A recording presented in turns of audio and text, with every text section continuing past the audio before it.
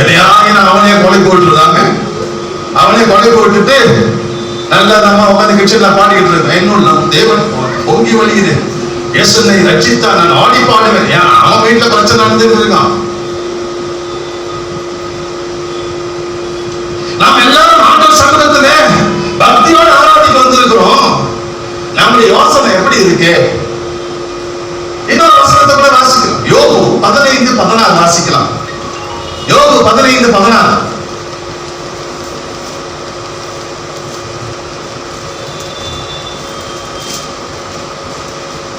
அநியாயத்தை தண்ணீரை போல குடிக்கிற மனுஷன், அநியாயத்தை தண்ணீரை போல குடிக்கிற மனுஷன் எத்தனை அதிகமாய் அருவருக்கும் அசுத்தமாய் இருக்கிறான். அநியாயத்தை நம்ம எப்படி குடிச்சு வச்சுக்கிறான்? இப்ப எப்படி குடிச்சு வச்சுக்கிறான்? எப்படி குடிச்சு வச்சுக்கிறான்? தண்ணி குடிக்கிற மாதிரி குடிச்சு ஃபுல்லா ரொப்பி வச்சிருக்கிறான் அநியாயத்தை. இப்ப இவங்க ஃபுல்லா என்னதான் இருக்கிறோம் மொத்தமா? இப்ப இவங்கிட்ட ஒரு ஆலோசனை கேட்டா என்ன சொல்லுவாங்க? யோசனை பண்ணி பாருங்க, என்ன சொல்லலாம்?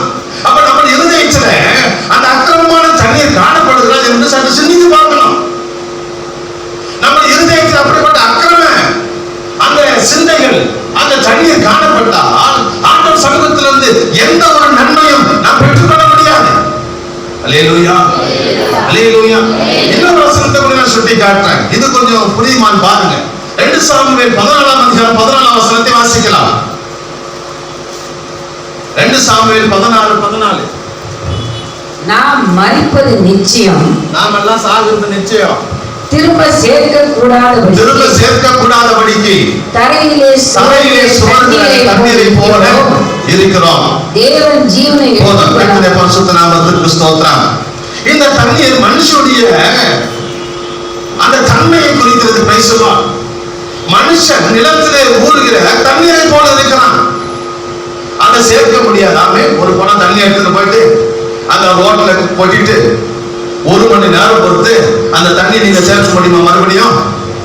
ஏன் சொல்லுங்க. வாயை திறந்து பேசணும். எல்லாம் விசுவாசிங்க தான் இருக்கிற. வாயை திறந்து பேசணும். எதுகிட்ட பேசணும் சொல்லுங்க. ஏன் செப்பு? ஏன் இல்லைன்னா உங்க டார்கெட் பண்ணிட்டீங்கன்னா ஏன்னா எதுக்கு ஒரு ஆள் தேவை. ஒரு ஆளை வச்சு நீங்க செய்தி முடிச்சதை பார்த்துக்க. ஏன் அழுக்காயிடுமா? தம்பி சொல்லிட்டு அழுக்காயிடுதா? ஒரு குடம் தண்ணி எடுத்துட்டு போய் அந்த ரோட்ல, அந்த நடு ரோட்ல கொட்டிட்டு 1 மணி நேரம் பார்த்தா தண்ணி சேர்க்க முடியுமா? எதனால? அது என்ன ஆகிடும்? அது என்ன செய்யும்? ஊறிடும். அதை பாதுகாக்க முடியாது. அது போலதான் வார்த்தை கூட. அது போலதான் வார்த்தை கூட. வார்த்தைய ஒரு நாட்டி விட்டதுதான், மறுபடியும் சேர்க்க முடியாது. சொல்லிட்டு நாம என்ன சொல்றோம்? சுவாமி ஒரே வார்த்தை பேச வேண்டியதான் பேசுறது. மாமியார மருமக போட்டு திட்டி முடிச்சிடலாம். முடிச்சுட்டு அத்த சாதி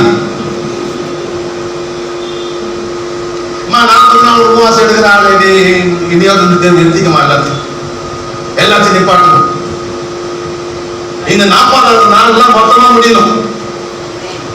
உன் எண்ணம் சுபாவம் எல்லாம் மாறி இருக்கணும். எத்தனை பேர் மாத்த போறீங்க? கைக்கு அடியில சொல்லுங்க.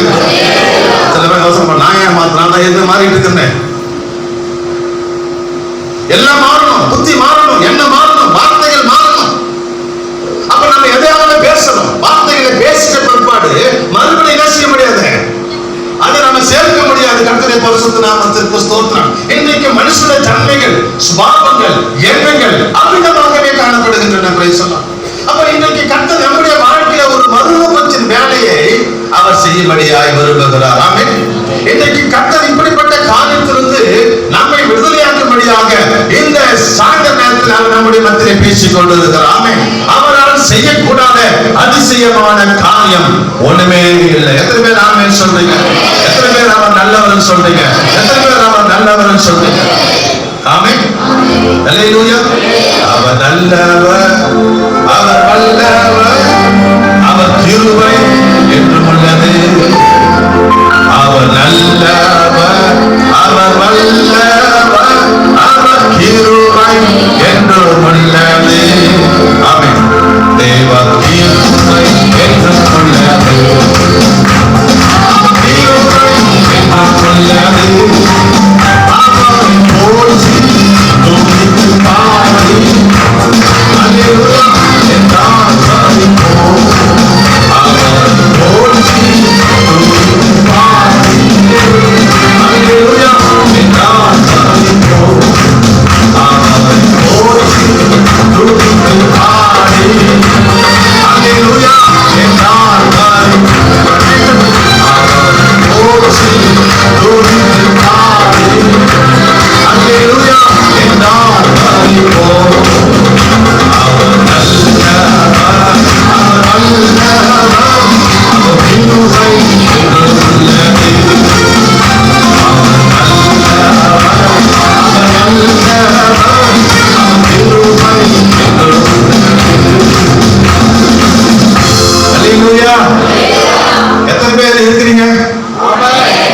அல்லேலூயா. பக்கத்துல சொல்லுங்க, தயவு செய்து கொஞ்சம் கை தட்டியாவது பாடுங்களேன். பக்கத்துல இருக்கிற பார்த்து சொல்லுங்க, தயவு செய்து கொஞ்சம் கை தட்டியாவது. பாவம் மனுஷன் மண்டபத்தெல்லாம் எடுத்து, உங்களுக்காக தான் மண்டபத்தெல்லாம் எடுத்து எதையாகிலும் ஆண்டதுக்காக எதையாகிலும் செய்யலாம். அல்லேலூயா. எதையாகிலும் செய்ய. நான் பாருங்க, நான் எம்சிஏ கோல்டு மெடலிஸ்ட், முன்னூறு கம்பெனியோட எம்டி. கடைசியா நான் ஏவி தாமஸ் அலைட் ப்ராடக்ட் டீமுடைய பிபி வைஸ் பிரசிடென்டா இருந்தேன் வைஸ். அதுக்கப்புறம் ஒரு ஜெர்மன் கொலாபரேஷனோட சேர்ந்து, ஒரு போர்ச்சுகீஸோட சேர்ந்து ஒரு சொந்தமா ஒரு கம்பெனி ஆரம்பிச்சேன். அதுல எம்டியா இருந்தேன். பல லட்சங்கள் சம்பாதித்தேன். எல்லாத்தையும் விட்டுட்டு ஊழியத்து வந்திருக்கிற பாருங்க. கிட்டத்தட்ட 70 நாட்டுக்கு மேல போயிருக்கிறேன். நான் இந்தியாவிலே கிடையாதுங்க முதல்ல. நான் மோஸ்ட்லி எங்கேயுமே வரமாட்டேன். அப்போ எங்க போயிட்டார் பாஸ்டர், வெளில போயிட்டார். அவரே காணும், ஆளை காணும், போயிட்டு ஏசியா போயிட்டாராமே. அவர் சொன்ன கண்டிப்பா வந்த பாஸ்டர். நான் ஓகேன்னு சொல்லிட்டு, நான் என்கிட்ட ஒரு ப்ராடக்ட் என்ன ஓகேன்ட்டா வந்துடுவாமே. அவ்வளவுதான், ஓகேன்னு சொல்லிட்டு நான் எந்த எக்ஸ்கியூஸ் நான் கொடுக்க முடியாது. நான் இன்னைக்கு பாருங்க, சபையை தவிர்த்துட்டு தான் இன்னைக்கு வந்திருக்கேன். அவர் சொன்னார் 20 பாஸ்டர்ஸ் வருவாங்க. பாஸ்டர்மாருக்கு ரொம்ப பிடிக்கும். ஆனா அந்த பாஸ்டருங்க சரியா இல்லைன்னு சொன்னா அவங்கள போட்டு கட்டி எடுக்கிறதுல நான் தான் ஒண்ணு. நான் அதெல்லாம் பார்க்க மாட்டேன்.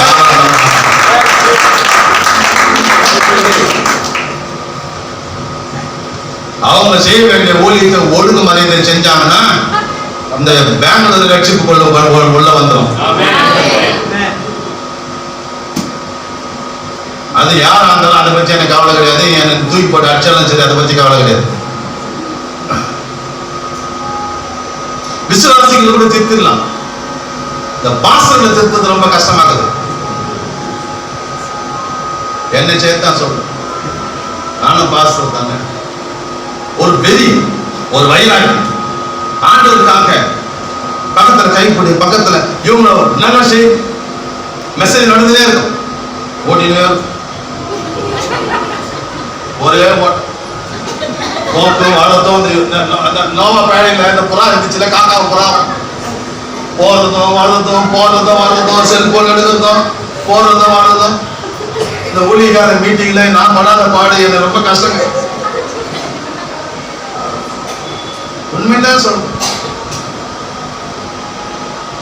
கொஞ்சம் டெடிகேட்டடா இருங்க, டெடிகேட்டடா இருங்க, அர்ப்பணிப்போடு இருங்க, அர்ப்பணிப்போடு இருக்கு. பக்கத்துல கை பிடிங்க, பக்கத்துல கை பிடிச்சி கொஞ்சம் கை தட்டி கொஞ்சம் நல்லா சூப்பரா பாடுப்பா, சூப்பரா பாடு. அதுக்குன்னு வந்துட்டல, ஏன் அப்படி சொல்ல மாதிரி அப்படியே இருக்கிற, கொஞ்சம் கை தட்டி அதெல்லாம் பாட்டு பாடு. ஆமே, நாம இவங்க சொத்து எழுதி கேட்டு வாங்க போறோம். நாம உள்ள வந்துட்டேன், எழுதி விடு, போவா சொத்து எழுது. அதெல்லாம் வேணாம், உன் சொத்து வேணாமா, உன் சொத்து நீயே வச்சுக்க, உன் பணத்தை நீயே வச்சுக்க, உன் காணிக்கு நீயே வச்சுக்கோ. அதெல்லாம் வேணாம், அதெல்லாம் வேண்டாமா, அதெல்லாம் ஒண்ணும் வேண்டாமாது. நீ பாடி துதித்தாங்க போதும், உன்னை தேடி எல்லாம் வந்துடும். ஆமே, உன்னை தேடி எல்லாமே வந்து சேர்ந்துடும். நீ எத்தனை பேர் விசுவாசிக்கிறீங்க? ஆண்டு அற்புதம் செய்ய எத்தனை பேர் விசுவாசிக்கிறீங்க? எத்தனை பேர் விசுவாசிக்கிறீங்க? சிங்கப்பூர்ல பேசிக்கிட்டே இருக்கிறது மட்டும் பேசிக்கிட்டே இருக்கிறேன். இப்படிதான் நிப்பாட்டிட்டேங்க, நிப்பாட்டிட்டு இப்படிதான் பேசிக்கிட்டே இருக்கிறேன். பேசிக்கிட்டே இருக்கும் போது திடீர்னு சொல்லி ஒரு பின்னாடி ஒரு கை தட்டாம அப்படியே இருக்கிறாங்க எல்லாம், ஒரு குரூப். நான் எவ்வளவு சொல்லி பார்த்தேன், அந்த குரூப் கை தட்டுறதாவே தெரியல. இந்த சிங்கப்பூர் மலேசியாவில் இருக்கிறவங்க எல்லாம் எப்படின்னா நம்ம ஒரு பாசத்தோட மோசமானவங்க. ஆமே, ஆனவனுக்கு வச்சுப்பான், ஊனவனுக்கு வச்சுப்பான். கேட்டா you know we are very sensitive அப்படி சொல்லுவான். எனக்கு வந்துருச்சு கோவம், உனக்கு சென்சே இல்லையே அப்படின்னு சொல்லிட்டேங்க. உனக்கு முதல்ல சென்சே இல்லையே, அதுக்கப்புறம் எப்படி சென்சிட்டிவா இருக்குன்னு கேட்டா முடிஞ்சு போச்சு கதை. அவ்வளவுதான், நான் முடிச்சாலும் கதை என்ன. அங்க அதுல 2 பேரை வெந்தாம அவங்க ஆக்ரோஷம் ஆயிட்டாங்க. வாய் தரக்காரன் வச்சா பாருங்க, ஒரு அதிர்த்து போட்டேன், அவனுக்குள்ள இருக்கிற பிசாசு வெளியே வர ஆரம்பிச்சிருச்சு. நல்லா கவனிச்சுங்க. இந்த 3 தடவை இந்த கை தட்ட உள்ள பார்த்து ஏதோ ஒரு ஆண் உள்ள இருக்கும், நம்மளுக்கே தெரியாது. கொஞ்சம் அவங்க கூட உஷாரா இருங்க. கை தட்டாம யாரா இருந்தாங்கன்னா கொஞ்சம் தள்ளி கொஞ்சம் கையை தட்டிடுமா, கொஞ்சம் கையை தட்டிட்டு இப்போ ரூம்ல என்ன போஸ்ட் பார்த்துட்டு 2 சகோதரர் வந்தாங்க, 2 அவங்க ஃபேமிலி வந்தாங்க. வந்த உடனே சரி கொஞ்சம் ரொம்ப நேரம் பேசிட்டு இருந்தேன். பேசிட்டு கடைசியா ஜோம் பாஸ் பண்ண டைம் ஆயிடுச்சு, போலாம் கை கொடுங்க பிடிச்ச பார்த்து 2 பேரும் மந்திரத்துல மாட்டிக்கிட்டு இருக்கிறேன். நான் சொன்னேன் இப்போ எனக்கு அதை எடுக்கிறது நேரம் இல்லை, நான் இன்னொரு நாளைக்கு நான் வரேன் அப்படின்னு சொல்லிட்டு ஜோம் பண்ணி அனுப்பி போட்டு வந்துட்டேன். பிரைஸ் எல்லாம் பாருங்க, கர்த்தர் ஒரு ஊழியக்காரனை கொண்டு வந்திருக்கிறாருன்னா ஒரு நோக்கம் இருக்கு, ஒரு பர்பஸ் இருக்கு. பிரைஸ் எல்லாம் நான் ஏதோ ஒரு கதை அடிச்சுட்டு போட்டு நான் வரலங்க. உங்களை திட்டுறது என் வேலை கிடையாதுங்க, உங்களை ஜட்ஜ் பண்ணுறது என் வேலை கிடையாது. ஆனா என்ன சொல்லணுமோ அதை தெளிவா நான் சொல்லணும்னா உங்களுடைய கான்சென்ட்ரேஷன் என்கிட்ட இருக்கணும். அல்லேலூயா, அல்லேலூயா, அல்லேலூயா. பாடலாமா? அவர் நல்லவர், அவர் வல்லவர்.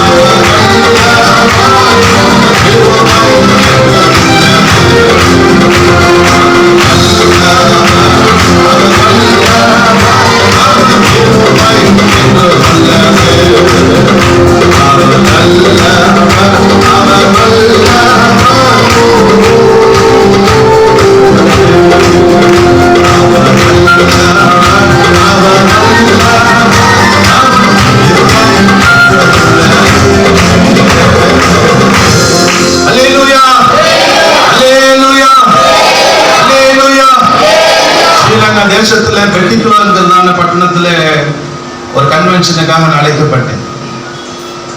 நல்லா கவனிச்சுக்க, வாயின் வார்த்தைகளால பல பிரச்சனைகள் நமக்கு வருதுன்றதுக்காக நான் சொல்றேன்.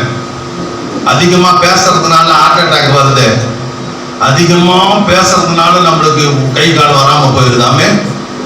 நல்லா கவனிச்சுக்கணும். ஒரு பாஸ்டருக்கு அப்படிதான் வராம போயிடுச்சு. முதல் நாள் கூட்டம் அவர் சொன்னார், பாஸ்டர்னால 25,000 சேர் போட்டுக்கிறேன் பாஸ்டர். ஆனா 25,000 சேர்ல 300 பேர் கூட வரல. ரொம்ப வேதனையாயிடுச்சு. ஆண்டவரே, 300 பேர் தான் வந்திருக்கிறாங்க, எவ்வளவு பொருள் செலவு பண்ணியிருக்கிறாங்க, ரொம்ப வேதனையா இருக்கு அப்படி சொல்லிட்டு இருக்கும்போது திடீரென்று சொல்லி ஒரு பேரை ஆண்டவர் மனசுல கொண்டு வந்துட்டே இருந்தார். அப்ப நான் சொன்னேன், தமிழ் செல்வன் முன்னுக்கு வாங்க. யாரும் வரல. நல்லா கவனிச்சுக்கணும். 300 பேர்ல ஒரு தமிழ் செல்வன் இருப்பான்னு ஏதாவது கெஸ்ல அடிச்சா என்ன ஆகுது நம்ம நிலைமை? பாச சொல்லுங்க. தமிழ் செல்வனே காணும். எல்லாம் தேடுறாங்க பாச, எல்லாம் தேடுறாங்க.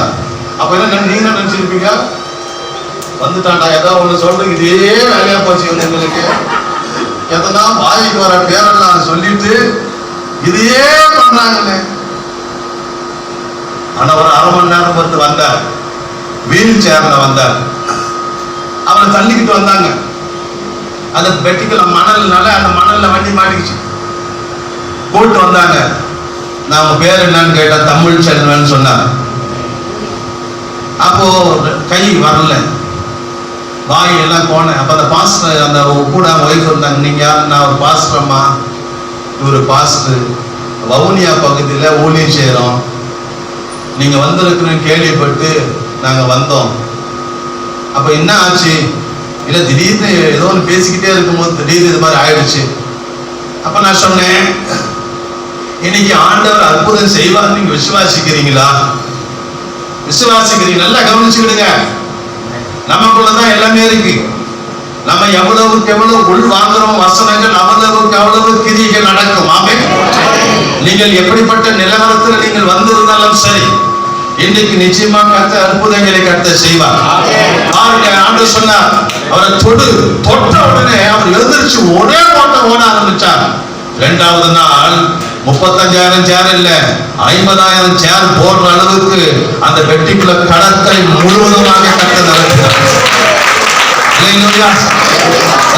தேவனுடைய பிள்ளைகளே, இன்றைக்கு கூட கர்த்தர் நம்முடைய வாழ்க்கையில ஒரு அற்புதத்தை செய்ய வேண்டும் என்று சொல்லி விரும்புகிறார். இந்த பட்டணத்தின் நிலத்தை குறித்து நாம் படித்தோம். அந்த நிலம் பாழ் நிலம். இந்த பட்டணத்தினுடைய தண்ணீரை குறித்து நாம் பார்த்தோம். அந்த தண்ணீர் கெட்ட தண்ணீர். கர்த்தருடைய பரிசுத்த நாமத்திற்கு ஸ்தோத்திரம்.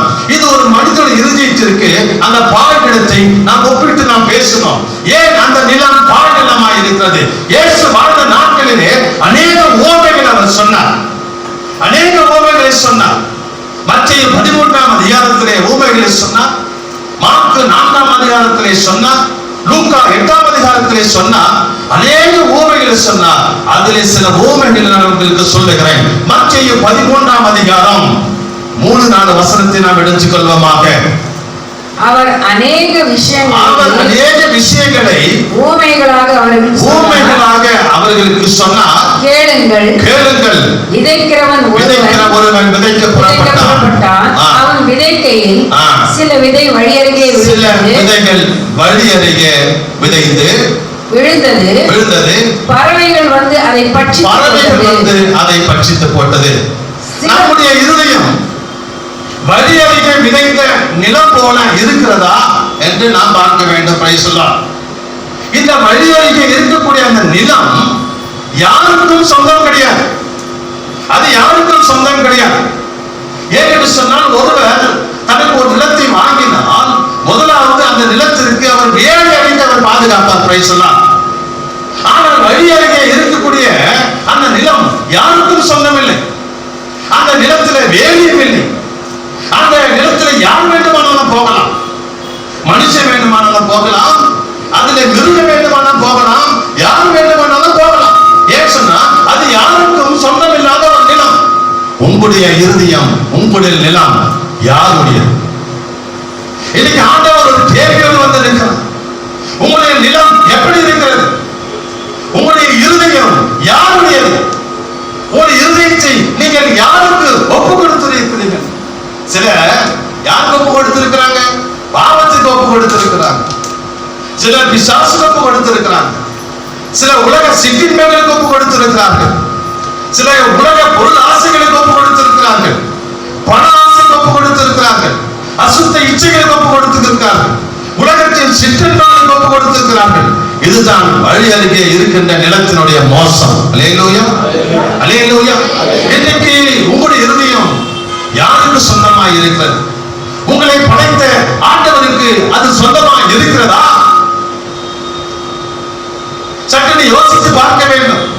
ஆகவே தான் கர்த்தரை அறியாத யார் வந்தாலும் முதலாவது அவரிடத்திலே கேட்பது, உன் இருதயத்தை எனக்குத்தான், உன் இருதயத்தை எனக்குத்தான்.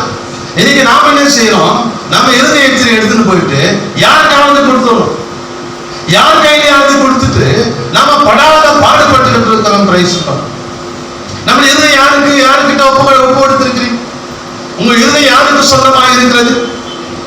யாரெல்லாம் தன்னுடைய இருதயத்தை அவருக்கு ஒப்பு கொடுத்திருக்கிறார்களோ அவர்களுடைய இருதயத்தை அவர் பாதுகாப்பார். அல்லேலூயா, அல்லேலூயா. கர்த்தருடைய பரிசுத்த நாமத்திற்கு ஸ்தோத்திரம். பாருங்க, அவர் வேல் எடுத்தால் எந்த சக்தியானாலும், எந்த தீய சக்தியானாலும் உங்களை ஒன்றும் செய்ய முடியாது. உங்களை ஒன்றும் செய்ய முடியாது. இன்னைக்கு நிறைய பேர் பிசாசு பிடிச்சு இருக்கிறாங்க. என் சபையில ஒரு வருஷம் ஒரு குடும்பம் 1 வருஷம் ஃபுல்லா சபையிலே இருக்கிறாங்க. கிட்டத்தட்ட 7,000 பிசாசுகளை விரட்டி இருக்கிற பார்த்துருங்க. ஒன்னும் ஒரு ரகமா இருக்கு. இந்த பிசாசுகளை விரட்டத்துக்குள்ள நம்மளுக்கு போதும் ஆயிடும். ஜபத்துக்கு கூட்டு போறவங்க இதுதான் உண்மையை சொல்லி கூட்டு போனா பரவாயில்ல. வாங்க ஐயா ஜபம் சொல்லிட்டு கூப்பிட்டு போய் நானும் அவங்க நம்பி போயிடும். அங்க போனா அப்படிதான் ஒரு வீட்டுக்கு நான் போயிட்டு ஸ்தோத்திரம் பண்ணாங்க. ஸ்தோத்திரம் பண்ண ஆரம்பிச்ச பிற்பாடு திடீர்னு உள்ள இருந்து ஒருத்த வந்தான். பீரோ தூக்கிட்டு வந்தான். என் வல்லமையை பார்க்கலையா? பீரோ வச்சுக்கணும் எப்படி இருக்கும்? ஓடுறதுக்கு ஒரு வழி இல்லைங்க. அந்த வீட்டுல 5 பேர் இருக்கிறான், கூட ஒருத்தன் பேய் சேர்த்து வச்சு நிற்கிறான். எனக்கு குறைஞ்சது ஒரு வீட்டுல ஒரு பேயாவது இருக்குன்னு நினைக்கிறேன் நானு. யாராவது ஒருத்தர் பேயாவது இருக்கிறாங்க பிரைஸ்ல வீட்டுக்குள்ளே. சிரிக்கிறார் பாஸ்டர். உண்மைதான் பாஸ்டர். எவனா ஒருத்தன் கிரியை செய்ய ஆரம்பிச்சிடறான். எவன் எப்ப கிரியை செய்வேன் தெரியாது. இவன் பீரோ தூக்கிட்டு வந்துட்டான். என் பீரோ பாடு, என் பவர் பாடு. நான் சொன்னேன், உன் பீரோ கொண்டது உன் பவர் காட்ட நான் என்னடா பண்றது? நான் என்ன பண்றது? நான் என்ன இயேசு நாமதான் ஊதனை பாருங்க. அந்த பீரோவோட சேர்ந்து 5 பேர் ஊந்தாங்க. அந்த 5 பேரை எஞ்சிக்கவே இல்லை. நான் எழுப்பி பார்த்தேன், யாரும் எழுந்திருச்சுக்கல. நான் காரை எடுத்துட்டு வீட்டுக்கு போயிட்டேன். பாதி வழியில போகும்போது போன் அடிச்சேன், பாஸ் எங்க போயிட்டீங்க?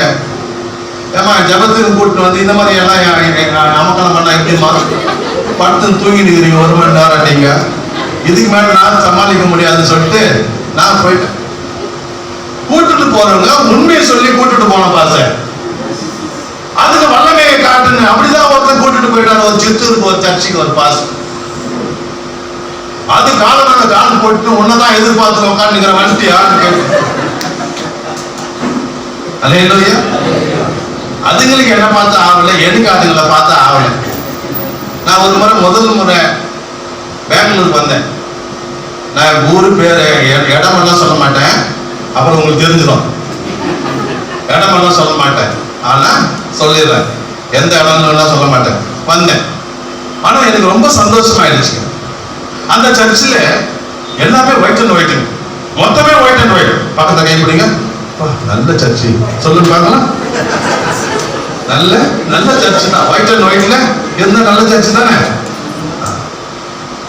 சரி, அப்ப நாம அங்க போய் என்ன டெலிவரன்ஸ் கொடுக்குறது? அப்ப நான் என்ன செஞ்சேன், சரி மெசேஜ் எடுக்க ஆரம்பிச்சு சொல்லிட்டு 7 சபைகளை பத்தி எடுக்க ஆரம்பிச்சேன். வெளிப்படுத்த விசேஷம் எடு 7 சபையும், எபேசு சபை, அந்த சபை, இந்த சபை போட்டுக்கிட்டே இருந்தேன். ஆனா ஒரு 2-3 முறைச்சினே இருக்குது. ஏன் இதை மறைக்கிறாங்க?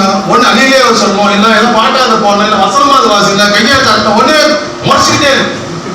சரி ஒரு அதட்டு போடணும்னு சொல்லி தம்பி ஒரு பாட்டை வாசிப்பேன் சொல்லிட்டு பாட்டு ஒரு அதட்டு போட்ட பாருங்க. எங்க இருந்து தான் வந்துச்சுங்க தெரியலமா, 60 பேய் ஆட ஆரம்பிச்சிருச்சுங்க. அந்த பாஸ்டர் என்கிட்ட வந்து எங்க பக்கத்துல உட்காந்து இருந்தாரு. என்ன பாஸ்டர் நடக்குது கேட்டார். நான் சொன்னேன், பாஸ்டர் ஆவிக்குரிய பேய்கள் நடமாடுது, ஆனா நீங்க கண்ணால பாருங்க. நீங்க ஆவிக்குரிய பேய்களை இந்த சபையில வளர்த்து வச்சுக்கிறீங்க, எல்லாம் வெள்ள துணியிலே ஆடுதுங்க. நான் 2-3 நாள் மீட்டிங் இல்லையா, அடுத்த நாள் சொல்லிட்டேன், இனிமே இந்த சர்ச்சில் வெள்ள துணி யாரும் போட்டு வராதீங்க, கலர்லயே வாங்க. ஆமே நடமாடும் பேய்களா இருக்கிற நம்மலாம் சில நேரங்கள்ல, சில நேரத்துல பேய் குடிக்கல கூட பரவாயில்லைங்க, பேயாட்டம் ஆடும். நம்ம பக்கத்துல பார்த்து சொல்லுங்க, இந்த 40ஆவது நாள் உபவாசத்துல எல்லா பேயாட்டம், குயிலாட்டம், மயிலாட்டம் எல்லாமே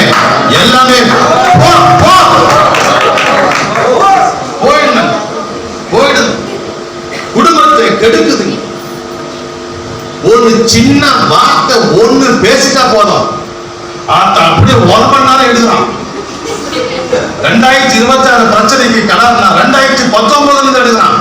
டேட்டாவை ஆன் பண்ணலாம். டேட்டா சயின்ஸ் எல்லாம் படிச்சிருப்போம் உங்களுக்கு. கல்யாணம் எப்ப ஆச்சு அங்கிருந்து எடுக்கிறான் சம்மதி. இதெல்லாம் குப்பைங்க, ஆவிக்குரிய குப்பை. ஆவிக்குரிய எருசலேம்ல ஒரு கேட் இருந்துச்சு. அந்த கேட்டுக்கு பேரு குப்பை மேட்டு வாசல், டங் கேட். அந்த குப்பையெல்லாம் எடுத்து டெய்லி சேர்ற குப்பை எடுத்து போய் டெய்லி இன்னும் பள்ளத்தாக்குல கொண்டு போய் கொளுத்துவாங்க, எரிச்சிருவாங்க. நம்ம கூட வீட்டுல டெய்லி குப்பை என்ன செய்யறோம், என்ன சேர்த்து வைக்கிறீங்களா, மூலையில எல்லாம் சேர்த்து வைக்கிறீங்களா?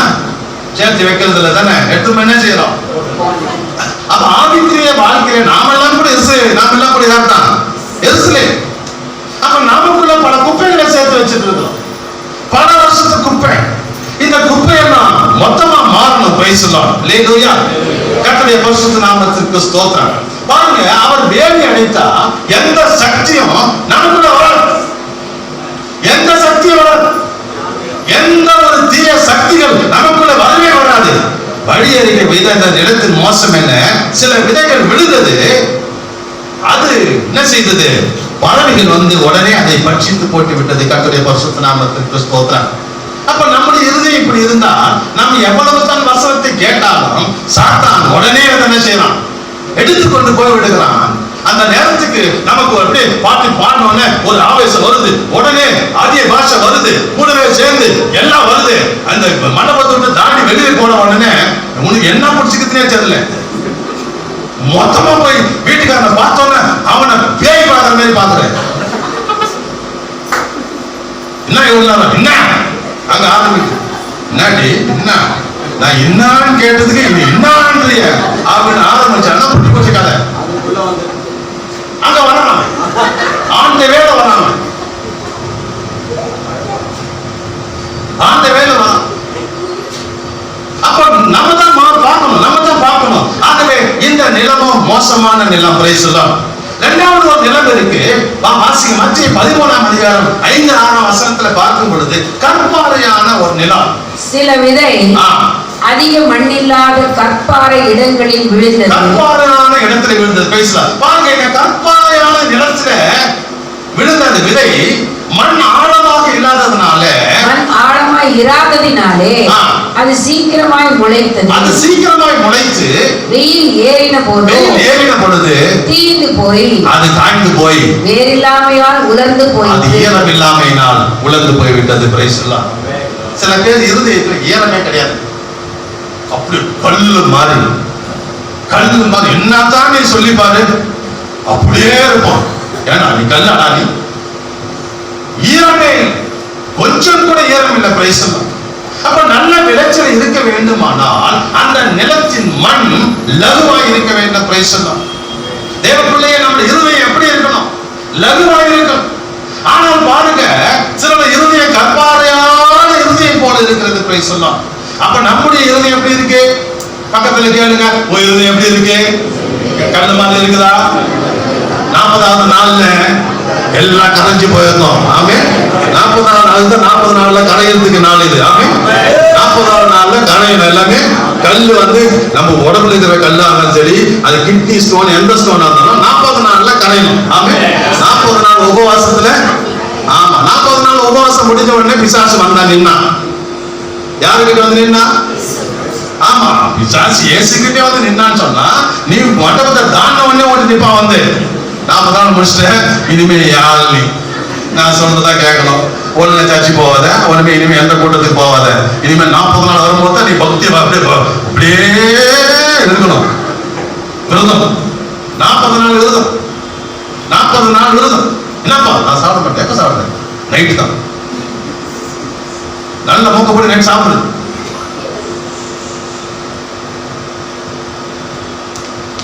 நல்லா கவனிச்சுங்க.